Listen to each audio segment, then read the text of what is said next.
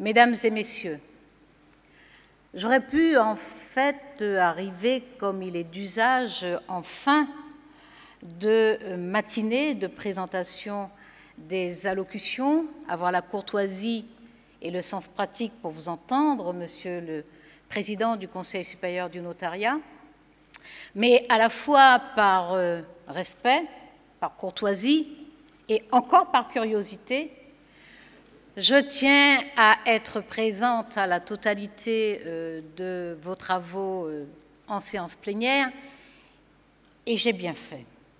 J'ai bien fait parce que c'est un bonheur sans nom que de venir l'an dernier en terre inconnue et cette année, je dirais, dans une mare nostrum aux profondeurs inouïes, abyssales, parce que venir au Congrès des notaires, entendre un discours lyrique de la part du rapporteur général, avec des vers entre les alexandrins et les haïkus, entendre des citations subversives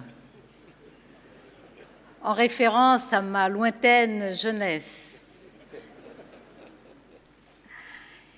et puis entendre le directeur général de la Caisse des dépôts et consignations faire mon travail à ma place,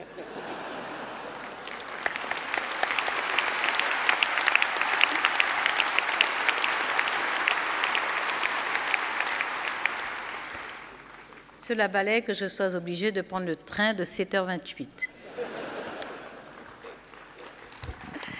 J'avoue éprouver un bonheur particulier à être parmi vous pour la deuxième fois, parce que l'an dernier, c'est vrai, j'étais venue vers vous en curiosité, je connaissais quelques études de notaire, j'avais eu le scrupule d'en visiter quelques-unes pendant le mois d'août, mais votre univers m'était encore inconnu.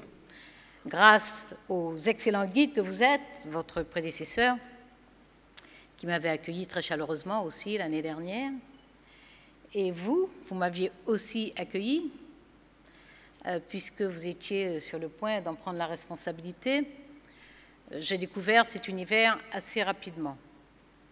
L'an dernier, nous avons parlé de l'authenticité, et je ne retire pas une virgule de ce que je vous ai dit dans le rôle majeur et irremplaçable que vous jouez dans cette authenticité au service de nos concitoyens et pour le respect du droit. Nous avons parlé d'éthique, de déontologie, de régime disciplinaire. Et vous avez cette grandeur et cette responsabilité à l'égard de votre profession d'être extrêmement exigeant et rigoureux sur l'éthique, la déontologie et le régime disciplinaire que vous avez décidé d'ailleurs de renforcer. L'an dernier, nous faisions connaissance d'une certaine façon. Nous faisions connaissance et nous avons pu aborder les grandes problématiques de votre profession, à savoir la diversité de cette profession, la diversité des actes qu'elle est conduite à accomplir, mais également sa présence sur l'ensemble du territoire et par conséquent sa contribution à l'exercice de la citoyenneté sur l'ensemble du territoire, puisque vous contribuez à l'accès aux droits où que vivent nos concitoyens. Nous avons abordé aussi, bien entendu, la grande problématique de l'avenir de votre profession et des périls qui pesaient essentiellement en provenance de l'Union européenne, mais pas exclusivement de l'Union européenne, parce que dans notre pays, certaines personnes considèrent qu'il faut déréglementer les professions juridiques et judiciaires et qu'il nous a fallu donc livrer la bataille sur plusieurs fronts.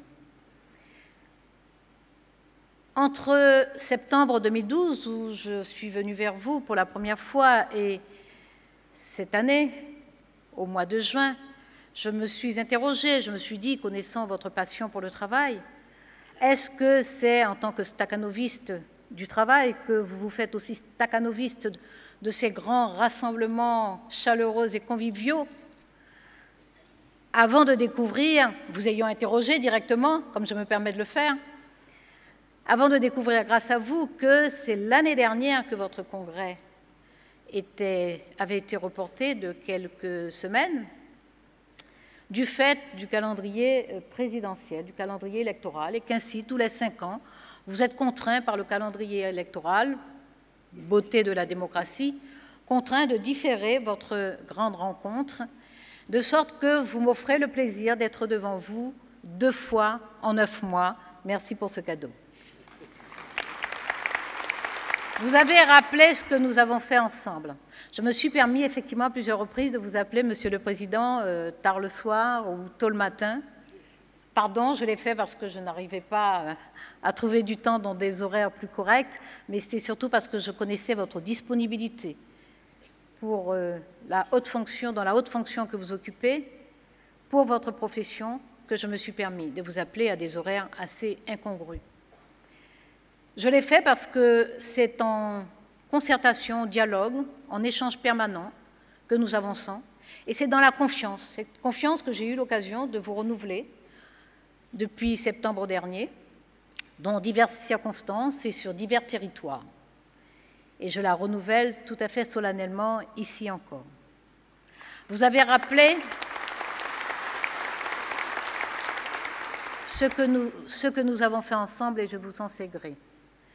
Et vous avez appelé l'attention de chacun sur l'avenir. Et je partage cette disposition d'esprit, tout en entendant vos préoccupations, et notamment l'évocation de la crise, des difficultés qu'elle provoque sur votre action quotidienne, mais sur des études, sur la situation de certains d'entre vous, et notamment de certains de vos 48 000 salariés. J'entends vos préoccupations parce que je sais à quel point les transactions immobilières notamment, qui représentent près de la moitié de votre chiffre d'affaires, comment ces transactions immobilières qui connaissent une période de dépression légère, j'espère, que le gouvernement s'attelle à tasser pour stimuler à nouveau, je sais à quel point l'affaissement des transactions immobilières a pu affecter le chiffre d'affaires et donc les revenus de plusieurs de vos offices. J'entends cela et c'est pour cela qu'au titre de la responsabilité qui revient au pouvoir public d'assurer un environnement juridique, administratif, fiscal favorable à la bonne santé des activités économiques et singulièrement favorable à la vôtre, cette responsabilité nous conduit à être vigilants et efficaces sur la mise en place de cet environnement juridique et administratif. Et c'est pour cela que, concernant le décret relatif aux bases des données immobilières, j'ai le plaisir de vous faire savoir que ce décret qui devait être soumis au ministère du Logement et de l'Égalité des Territoires a obtenu enfin l'accord et la validation du ministère du Logement et de l'Égalité des Territoires et se trouve actuellement en examen au Conseil d'État. C'est un décret qui vous permettra de mettre en œuvre le service public que vous allez assurer sur la collecte et la diffusion d'informations relatives à l'évolution du marché immobilier, permettra donc aux notaires et au Conseil supérieur du notariat sous le contrôle duquel sera effectuée cette collecte d'informations, en fait de revenir à une mission historique et donc de rendre service à nos concitoyens, mettant à leur disposition tous ces éléments d'information, mais aussi de rendre service aux pouvoirs publics centraux et territoriaux pour irriguer leur politique en matière de logement, d'urbanisme et d'aménagement du territoire. L'an dernier, devant vous, j'avais pris également un autre engagement. Alors, je dois rappeler que pour les engagements, vous avez indiqué avec une certaine élégance que le décret sur la formation était paru un peu plus tard que prévu. Si vous saviez, vous pouvez interroger le cabinet et les services, si vous saviez à quel point j'ai harcelé, juste pour tenir ma parole, non pas par vanité, mais parce qu'en l'occurrence, ma parole publique, c'est la parole de l'État, et que je ne conçois pas que la parole de l'État puisse être décrédibilisée. Donc ce décret sur les formations a pu être publié le 13 mars 2013, le 13 mars. Mais depuis la mi-décembre, je fais du harcèlement jusqu'à la mi-février. Et nous l'avons eu enfin. Mais il arrive que les décrets, parce que lorsqu'ils ne dépendent que de la chancellerie, je peux maîtriser le calendrier, lorsque le décret doit être soumis à des organismes de consultation, par exemple, ou doit être soumis à un autre ministère ou plusieurs autres ministères, je perds assez rapidement la maîtrise du calendrier. C'est ce qui est arrivé sur plusieurs décrets. Il demeure que ce décret sur les bases de données immobilières est donc en cours et nous devrions en saluer la publication prochainement. Je m'étais engagée également sur la règle du 1 pour 1 à laquelle j'avais donné un accord pour lui substituer la règle du 1 pour 2. Et je vous avais dit que je veillerais à trouver un véhicule législatif de façon à introduire cette modification. Il faut indispensablement qu'elle soit législative, donc à l'introduire, parce qu'il n'y a pas matière à élaborer un projet de loi, mais j'avais bien prévu de m'accrocher à un véhicule législatif. Et c'est un engagement que je maintiens, parce que cette règle du 1 pour 2 permettra à vos études, à vos offices, d'abord évidemment de planifier leur activité et leur développement, leur épanouissement, mais surtout parce que le statut de notaire salarié, qui a maintenant 20 ans d'âge, a fait ses preuves, a contribué à la croissance de votre profession, a contribué aussi à la promotion professionnelle de jeunes diplômés qui ne sont pas en situation ou qui ne souhaitent pas, mais qui plus souvent ne sont pas en situation d'acquérir un office ou d'accéder au statut d'associé et qui peuvent néanmoins intégrer la profession par ce biais. Cette disposition, ce statut de notaire salarié fait des envieux d'ailleurs, puisque vous savez que d'autres professions regardent ce modèle avec envie et ont même d'ailleurs, pour certaines d'entre elles, publiquement fait savoir qu'elles sont intéressées à pouvoir l'appliquer. C'est le cas des huissiers, c'est le cas des greffiers des tribunaux de commerce, c'est également le cas des commissaires-priseurs judiciaires. J'avais donc pris l'engagement de trouver un véhicule législatif. Nous avons scruté, interrogé, nous n'en avons pas eu depuis le mois de septembre. J'ai donc décidé d'étudier d'autres options. La première consistait à envisager un projet de loi sur les professions du droit et à intégrer dans ce projet de loi cette disposition qui concerne votre profession, mais également d'autres qui concernent d'autres professions.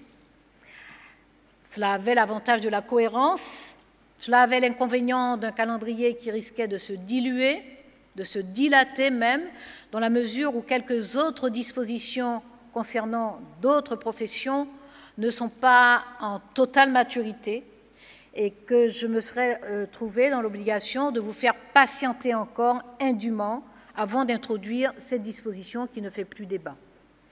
J'ai donc recherché un autre instrument législatif et j'ai donc demandé au Premier ministre d'introduire dans les ordonnances de simplification cette disposition. Je ne garantis pas, elle est actuellement à l'expertise, je ne garantis pas de parvenir à convaincre que ces dispositions relèvent de la simplification, encore que je pense qu'avec un peu d'imagination et peut-être un léger parfum de mauvaise foi, il est possible d'expliquer que c'est bien une mesure de simplification. Je n'ai donc pas encore capitulé. Vous êtes une profession tournée vers l'avenir. Et l'avenir, bien entendu, c'est la formation. Vous l'avez rappelé, Monsieur le Président du Conseil supérieur du notariat. L'avenir, c'est la formation. Et ce décret sur la formation, qui a enfin été publié le 13 mars 2013, a été le fruit d'ailleurs d'un travail de forte concertation intense avec le Conseil national de l'enseignement professionnel du notariat et votre instance, le Conseil supérieur du notariat. Nous avons tenu compte des préconisations du Conseil national du droit et nous avons donc décidé par ce décret d'élever la condition d'accès à vos centres de formation en indiquant, en précisant que la condition de diplôme est fixée au master. Cela vous met au niveau des standards universitaires, mais également au niveau des standards, non pas au sens du droit, mais au sens de la pratique de nombreux pays européens.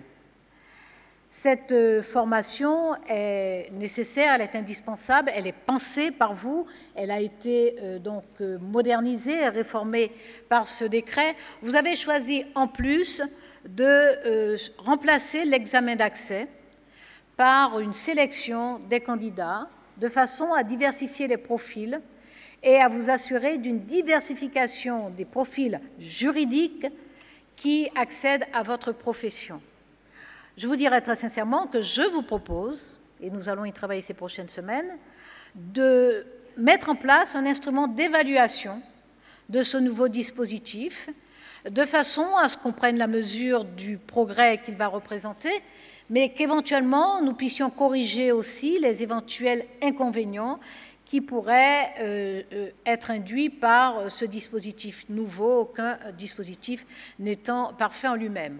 Autrement, la formation a été modifiée aussi, elle est devenue plus professionnalisante, et de sorte que les centres de formation ainsi que les instituts des métiers du notariat ont acquis une place plus importante, notamment dans la formation continue. Vous avez émis des exigences, je les partage parfaitement, sur la compétence, sur la qualification, sur l'ouverture pour la diversification de la profession, par la diversification de l'accès à votre profession. Ce sont des qualités, des exigences que je partage parfaitement et qui montrent d'ailleurs leur pertinence par le dynamisme et la vitalité de votre profession. Ainsi, sur les 3 dernières années, 45 offices ont été ouverts au concours, offerts au concours, 16 en 2010, 8 en 2011, 22 en 2012 et pour cette année 2013, 16 nouveaux offices. 21 ont déjà été pourvus sur les 45 qui étaient déjà mis en offre et c'est donc la preuve de la vitalité de cette profession et de sa présence. Je le dis parce que ces offices sont répartis sur la totalité du territoire, y compris dans les Outre-mer. C'est donc la preuve de la vitalité de cette profession qui est résolument tournée vers l'avenir. Mais n'est pas seulement tournée vers l'avenir, et vous avez raison de rappeler que vous venez de loin, votre profession vient de loin. Vous avez raison d'assumer votre passé, votre héritage, votre patrimoine. Il n'y a pas de contradiction à montrer à quel point vous êtes enraciné dans une culture du droit, de l'accès au droit, de la maîtrise des actes, et en même temps d'être offensif sur l'avenir. Et entre le passé et l'avenir, vous m'avez fait grief aimablement, comme d'habitude, de vous faire patienter depuis 42 ans sur le fichier des dernières volontés. Voilà, ça fait 42 ans que vous attendez, puisque vous l'avez créé, votre profession l'a créé en 1971. La Convention de Bâle date d'une année après, puisque la Convention de Bâle, qui engage tous les pays du Conseil de l'Europe, a été adoptée en 1972 et la France l'a ratifiée en 1976. Elle s'impose donc à la France depuis 1976, mais il se trouve qu'avec vos qualités visionnaires, anticipatrices, vous aviez déjà créé ce fichier. J'ai interrogé, j'ai cherché à savoir et je n'ai pas obtenu d'explication sur les raisons probablement multiples, avec sans doute 1 ou 2 invariants, les raisons pour lesquelles ce décret n'a pas été pris pour légaliser ce fichier, je ne dirais pas de le légaliser, je supposerais qu'il est illégal, mais en tout cas pour instituer ce fichier conformément aux dispositions de la Convention de Bâle. On n'a pas su me trouver les raisons. Je reste perplexe parce qu'il doit y en avoir. Je ne comprends pas qu'autant de gouvernements successifs, connaissant votre profession, connaissant ses capacités d'insistance, j'ai du mal à imaginer que durant 42 ans, les gouvernements successifs ont résisté sans qu'il y ait quelque explication. Néanmoins, nous avons travaillé encore avec le Conseil supérieur du notariat, nous avons produit un projet de décret.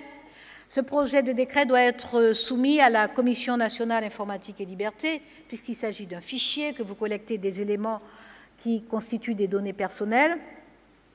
Et il nous manque, me dit le secrétariat général du ministère, il nous manque quelques éléments que vous devez nous communiquer. Dès que nous entrerons en possession de ces éléments, le projet de décret sera soumis donc à la CNIL pour qu'il poursuive son parcours.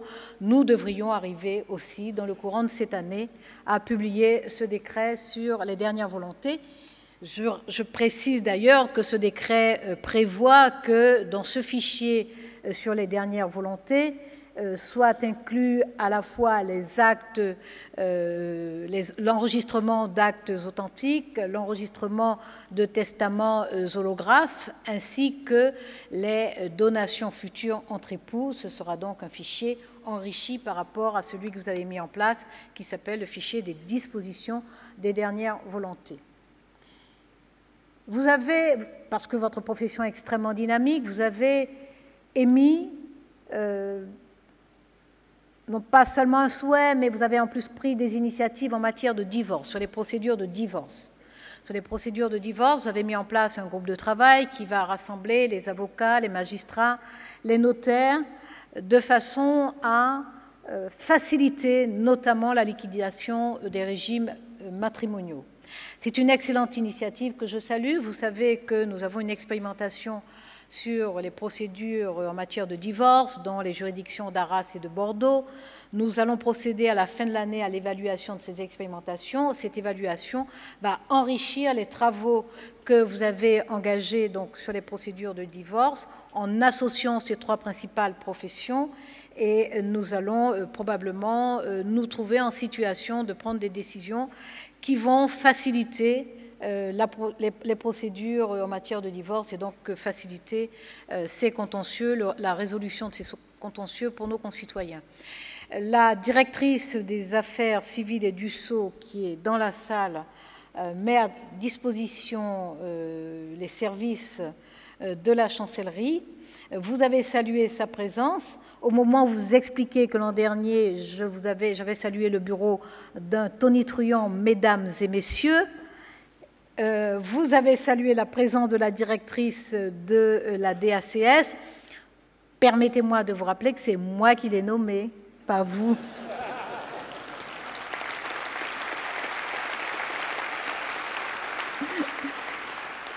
Et que vous avez donc fait là, abusivement, une association d'idées entre ce clin d'œil de l'an dernier et la présence de la DACS.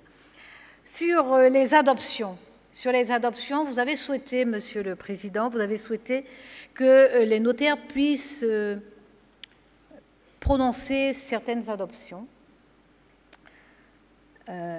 D'abord, vous intervenez dans les adoptions, notamment dans le recueil du consentement des parents de naissance, ainsi que des mineurs lorsqu'ils ont atteint l'âge de 13 ans.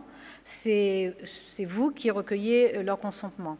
Dans notre droit actuel, l'adoption est prononcée par un juge dans le cadre d'une procédure contradictoire après un avis émis par le ministère public. Dans le cadre de notre droit actuel, il n'y a pas de possibilité pour que soit confiée au notaire la décision d'adoption. Il est question de refondre, en tout cas de travailler profondément notre droit sur l'adoption. Il en a été question pendant les débats récents sur l'ouverture du mariage aux couples de même sexe.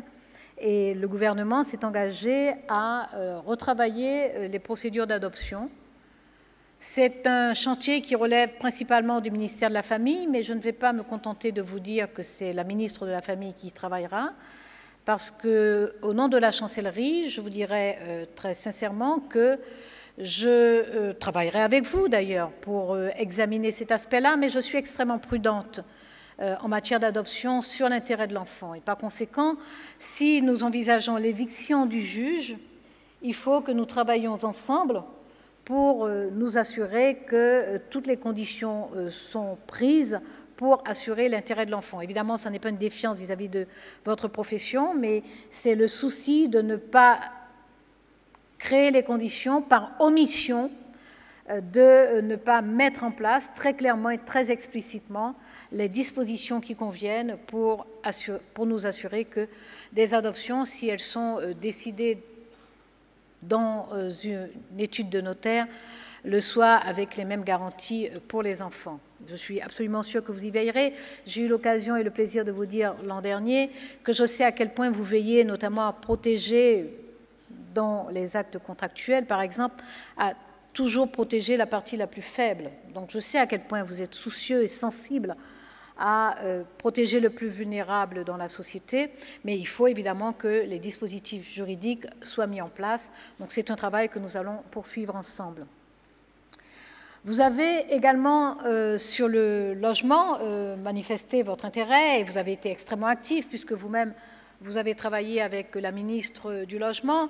Il est important que sur une politique aussi importante, aussi prioritaire pour le gouvernement actuel que le logement, que vous soyez associés, et c'est le cas, puisque le projet de loi de Mme Cécile Duflot a prévu de vous associer très en amont, de façon à ce que vous puissiez intervenir dans les ventes immobilières, dans un souci de lutte contre l'habitat indigne, mais aussi contre les marchands de sommeil. Et par ailleurs, vous contribuerez aussi, par l'immatriculation des copropriétés, à mettre en place une connaissance pour les pouvoirs publics et pour les citoyens de ce marché immobilier, y compris en location, qui sera transformé grâce à ce projet de loi extrêmement offensif et dynamique que portera Mme Cécile Duflot. Sur la médiation, vous avez exprimé également des souhaits. Vous avez exprimé des souhaits, vous avez surtout pris des initiatives. Vos souhaits sont parfaitement légitimes compte tenu de vos missions d'intérêt général, compte tenu aussi de votre pratique et de votre maîtrise du droit, compte tenu également de vos activités de conseil. Il est tout à fait légitime, et vous le faites d'ailleurs pratiquement souvent dans de nombreuses circonstances, que vous puissiez vous positionner en tant que médiateur. La Chambre interdépartementale des notaires de Paris a d'ailleurs, en janvier de cette année, installé un centre de médiation des notaires de Paris qui interviennent évidemment dans les champs de compétences notariales, à savoir dans le droit immobilier, sur le droit de la famille et le droit patrimonial, auprès des entrepreneurs également. Et par ailleurs, vous avez élaboré une charte qui mobilise déjà 1 millier de notaires qui sont des tiers de confiance et interviennent déjà dans la médiation de crédit, de sorte que bénévolement, et merci vraiment encore, cela illustre votre statut et la grandeur de votre statut d'officier public ministériel, bénévolement, vous, notaires, vous accompagnez des créateurs d'entreprises, des repreneurs d'entreprises, et cet accompagnement bénévole, mais acéré, pointu, précis, est extrêmement précieux dans cette période de difficultés économiques, dans cette période où la médiation en matière de crédit peut être fatale pour un opérateur économique, tout comme elle peut lui apporter de l'oxygène. Votre présence et votre accompagnement sont donc extrêmement précieux. Ceci étant, nous savons que nous avons un droit de la médiation, qu'il y a l'intervention du juge, qu'il y a les modalités de médiation conventionnelle extrajudiciaire. Et pour ces raisons, je pense qu'il faudra que nous procédions aussi à une évaluation de cette nouvelle pratique que vous structurez en matière de médiation. Vous êtes donc une profession tournée vers l'avenir, cela se voit, cela s'entend. Et vous êtes aussi tourné vers l'ailleurs parce que vous vivez vraiment dans votre monde et à votre époque. Et l'ailleurs, c'est évidemment la mondialisation, la libre circulation des personnes et notamment nos nombreux concitoyens qui se déplacent et se rendent dans d'autres pays du monde et qui peuvent avoir besoin d'acquérir ou envie d'acquérir des biens immobiliers. Et vous avez pris des dispositions de façon à mettre à leur service des informations et même à leur apporter conseil afin que leurs transactions ne soient ni complexes ni risquées, en tout cas ni trop complexes ni trop risquées, et que ces transactions ne soient pas susceptibles d'ailleurs d'hypothéquer leur retour en France. Vous êtes partout, vous êtes dans la lointaine Asie, à Bangkok, à Shanghai, à Phnom Penh, excusez du peu. Mais vous m'avez alerté et j'ai demandé au service de faire remonter auprès du ministère des Affaires étrangères les demandes que vous avez formulées, dans la mesure où le ministère des Affaires étrangères envisage de modifier les procédures selon lesquelles les consulats exercent leurs compétences notariales. J'ai donc veillé à ce que vos demandes, qui sont tournées vers le souci d'éviter que nos concitoyens résidant à l'étranger soient pénalisés par cette réforme, que vos demandes soient correctement prises en compte. Vous avez également, vous l'avez dit tout à l'heure, rappelé les accords de coopération, et le directeur général de la Caisse de dépôt et consignation en a été témoin. Les accords de coopération avec la Chine, mais aussi avec la Russie, puisque rien ne vous effraie, ce qui permet des partenariats dynamiques, notamment en matière de formation, mais aussi en matière de modernisation de la profession de notaire. Vous êtes d'excellents ambassadeurs de notre droit continental, je dois le dire et je vous en sais gré. Et grâce à ce droit continental, grâce à notre droit codifié, vous êtes sollicités, parce qu'il arrive que vous n'ayez pas besoin, vous, d'aller explorer, vous êtes sollicités par un certain nombre de pays dans des réformes globales de la justice, dans la mise en place du statut de notaire, et c'est ce que vous avez fait récemment au Tchad, par exemple, vous l'avez fait en Serbie également. Il y a donc un dynamisme du notariat français qui contribue à la paix dans le monde, parce que lorsque le langage est le même, lorsque les règles sont proches, lorsque l'inspiration philosophique, éthique sont du même socle, de la même base, le dialogue est plus facile. Et en ce sens, vous contribuez à la paix civile ici, mais aussi à la paix publique à l'échelle mondiale. Vous êtes partout, vous êtes également... Vous êtes également au Vietnam, à Haïti, à Madagascar, où vous veillez à sécuriser les actes dans ces pays qui ont parfois connu des périodes de fragilité sur leurs documents d'état civil ou sur leur registre d'enregistrement des actes en général. Vous veillez à la sécurité juridique de ces actes et par la coopération, vous y contribuez de façon tout à fait patente. La sécurité juridique des actes est d'ailleurs un sujet extrêmement important qui a été pris en main très sérieusement par la deuxième conférence des notaires qui s'est tenue à Mexico et qui a consacré ses travaux à la sécurité juridique. Vous œuvrez donc pour la sécurité juridique, pour la légalité des actes, et donc vous apportez vraiment à la fois de la sécurité pour les citoyens, mais aussi un meilleur fonctionnement des services publics, parce que la sécurité juridique sur ces actes contribue à désencombrer les tribunaux, et là je vous dis vraiment merci. Cette sécurité juridique aussi apporte de la paix, parce que une plus grande sécurité sur les titres de propriété ou sur les titres d'occupation, c'est autant de contentieux en moins. Et c'est donc une société plus apaisée. Ça vaut pour nous, mais ça vaut pour tous les pays et toutes les sociétés auxquelles vous apportez votre expertise et la qualité de vos services. Vous œuvrez également à l'échelle de l'Union européenne, avec d'autres notaires, d'autres pays. Vous avez contribué à la mise en place du réseau Fides, qui permet, sur la base d'une plateforme d'échange sécurisée, de vérifier l'authenticité des signatures électroniques, et ça c'est votre mission majeure, et donc de sécuriser les opérations immobilières transfrontalières. Et c'est aussi important pour nos concitoyens que pour les autres citoyens européens, parce qu'il y a là une fluidité et un allègement des procédures et des mécanismes qui permet à des notaires de pays différents, en fait, de sécuriser ces transactions immobilières, donc y compris pour ces transactions qui sont opérées par les notaires d'ici.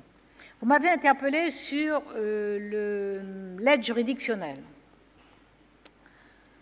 Sur l'aide juridictionnelle, je vais rappeler, puisque nous sommes effectivement en période de finances contraintes, vous avez rappelé mon engagement public que je maintiens de supprimer le timbre à 35 €, et vous avez rappelé que j'ai prospecté sur votre profession pour voir si je pouvais là puiser quelques ressources qui permettraient de combler l'aide juridictionnelle, dont je rappelle qu'elle sert à permettre à des personnes aux revenus bas, puisqu'il est en deçà du seuil de pauvreté, ce revenu, puisque le revenu d'accès à l'aide juridictionnelle est de 929 €, alors que le seuil de pauvreté est placé à 960 €, et que cette aide juridictionnelle est partiellement alimentée par un timbre à 35 € qu'acquittent les justiciables. Dans certaines conditions, il y a des exonérations de procédures, de profils, etc. Je souhaite effectivement supprimer ce timbre à 35 € dans la mesure où il est établi statistiquement et empiriquement aussi, mais statistiquement quand même, il est établi que ce timbre a réduit l'accès au droit et à la justice, parce que dans certaines juridictions, de façon très claire, très nette, le taux de recours à la justice a baissé. Il a baissé de près de 10% dans certaines juridictions. Donc je crois qu'il nous faut veiller, notamment en période difficile, en période de crise, il nous faut veiller à ce que les personnes les plus démunies puissent avoir accès à la justice. J'ai fait explorer plusieurs pistes. J'ai démarré sur 3 pistes qui étaient proposées par la chancellerie, qui y avait déjà travaillé, mais également par le Conseil national des barreaux, par d'autres organismes qui avaient réfléchi. Ces 3 pistes consistaient, je crois vous les avoir exposées d'ailleurs l'année dernière, consistaient à introduire des taxes additionnelles sur des droits de mutation. Nous avons eu un déjeuner, que vous avez eu l'amabilité de rappeler tout à l'heure, à l'Élysée, à l'invitation du président de la République.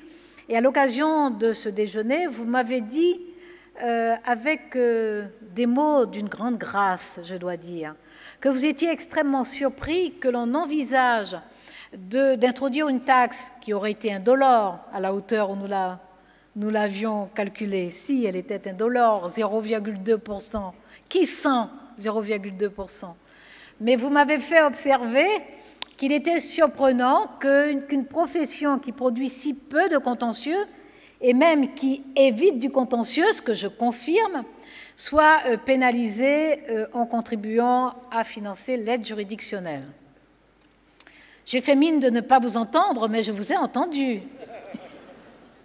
Évidemment, je suis restée de marbre face à l'argument, mais en rentrant à la chancellerie, j'ai immédiatement convoqué le cabinet et la direction de l'administration pour dire, voilà, il y a quand même une grande logique dans l'argument du président du Conseil supérieur.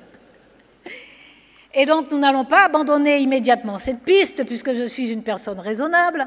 Nous n'allons pas l'abandonner immédiatement, mais elle aura un coefficient de pondération et de neutralisation maximale, parce que effectivement, j'entends l'argument. Il n'y a pas de raison de pénaliser lorsqu'au contraire, l'action professionnelle est de nature à réduire les contentieux. Mais jusqu'au bout, j'ai demandé qu'effectivement les rencontres se poursuivent avec toutes les professions. Donc, j'ai demandé au cabinet, à l'administration, de continuer à rencontrer votre profession. Alors, je n'en dirai pas plus sur ce que j'ai décidé de faire en matière d'aide juridictionnelle. Je vais simplement vous dire que j'ai renoncé à cette formule-là. Donc, je ne vous imposerai pas de taxes pour contribuer à l'aide juridictionnelle. Je vais terminer en me faisant plaisir, d'une certaine façon. Parce que quand même, depuis 9 mois, c'était un temps de connaissance mutuelle, c'était un temps d'action aussi, vous l'avez dit, et ces quelques exemples montrent à quel point nous avons travaillé ensemble et efficacement, que nous avons pu surmonter des inerties fortes. Nous allons même surmonter une inertie de 42 ans. Donc, nous avons appris à nous connaître, nous avons appris à travailler. Je veux saluer la méthode de travail qui a prévalu avec vous, Monsieur le Président du Conseil supérieur du notariat, parce que cette méthode du travail, qui avait prévalu également, je dois le dire avec grand plaisir, avec votre prédécesseur, Monsieur Benoît Rideau, cette méthode de travail est liée à vos qualités personnelles, à vos qualités professionnelles et à vos qualités personnelles. C'est l'exigence. C'est la rigueur, c'est l'engagement sur la profession. Mais l'engagement au sens, effectivement, le plus exigeant, comme vous l'avez dit tout à l'heure. C'est-à-dire en veillant à ce que cette profession soit absolument irréprochable. Elle l'est par la qualité des services qu'elle rend. Elle l'est par la qualité de la tenue des offices. Elle l'est par le comportement des notaires associés, des salariés d'office. Mais elle doit l'être aussi dans l'apparence, pas seulement dans les faits. Vous l'êtes dans les faits, vous devez l'être aussi dans l'apparence. C'est pour ça que si dans le village le plus reculé, il y a une interrogation ou une plainte, je sais que vous veillerez à examiner cette interrogation ou cette plainte. Non pas pour condamner à l'avance, mais pour l'examiner et apporter toute lumière, éventuellement d'ailleurs, pour démontrer à quel point le notaire en cause n'est pas en faute.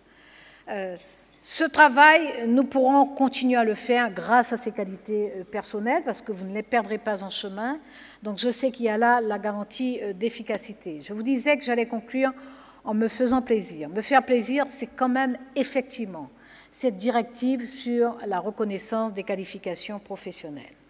La révision de cette directive a provoqué chez vous une inquiétude tout à fait légitime. Vous m'avez d'ailleurs prise d'assaut sur ce sujet dès la première fois que je vous ai invité à la chancellerie. Le défi semblait insurmontable. Au début, nous étions inquiets, nous avions raison de l'être. Mais nous avons décidé justement de conjuguer nos efforts. Nous avons travaillé ensemble. Ce n'est pas la chancellerie qui était à la négociation. Mais vous savez comment nous avons pris d'assaut les ministères chargés de la négociation. Vous savez, parce que nous l'avons vraiment fait de concert. Nous avons vraiment travaillé ensemble. Nous avons argumenté, parce que, je le répète, il a fallu se battre sur plusieurs fronts, y compris sur le front interne, y compris contre ceux qui sont persuadés qu'il faut déréglementer ces professions. Alors que nous savons comment vous assurer la citoyenneté sur l'ensemble du territoire, comment vous contribuez à l'aménagement du territoire, comment vous assurez l'accès aux droits, comment vous êtes, en qualité d'officier public ministériel, précieux pour les pouvoirs publics lorsque la puissance publique a le souci de l'égalité sur l'ensemble du territoire. Nous avons donc pris d'assaut ceux qui croient à la déréglementation et armés de notre droit continental, notre droit honnête, parce qu'il dit les choses, il les écrit. Il n'y a pas de mauvaise surprise. Armés aussi et surtout de cette culture du service public, de cette culture de la présence territoriale, de cette culture de la citoyenneté. Armés de cela, nous avons décidé d'être invincibles. Et nous avons été invaincus.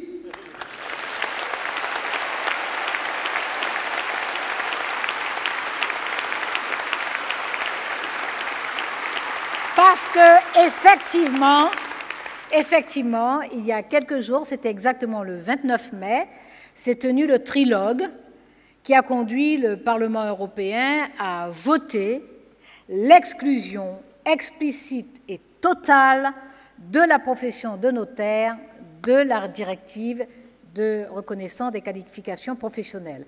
Ça, c'est la première grande et belle victoire. C'est ce que nous demandions d'abord.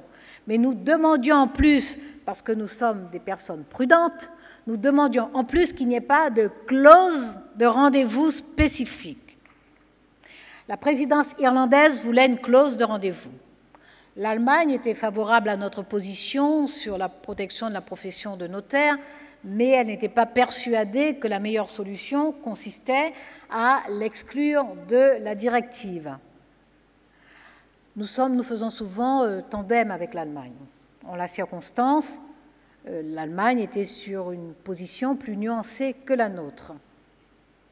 Et puis nous avons eu le soutien de quelques autres pays, tels que la Belgique, l'Espagne, l'Italie.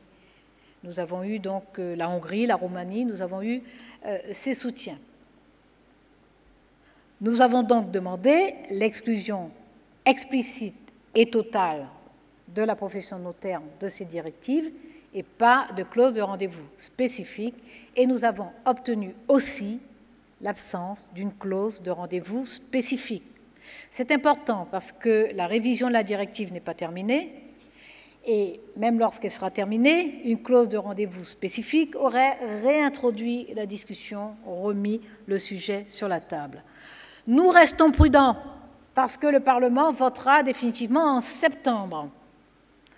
Donc jusqu'en septembre, nous exercerons une vigilance jour et nuit, je vous le promets, de façon à nous assurer que cette belle victoire sera consolidée.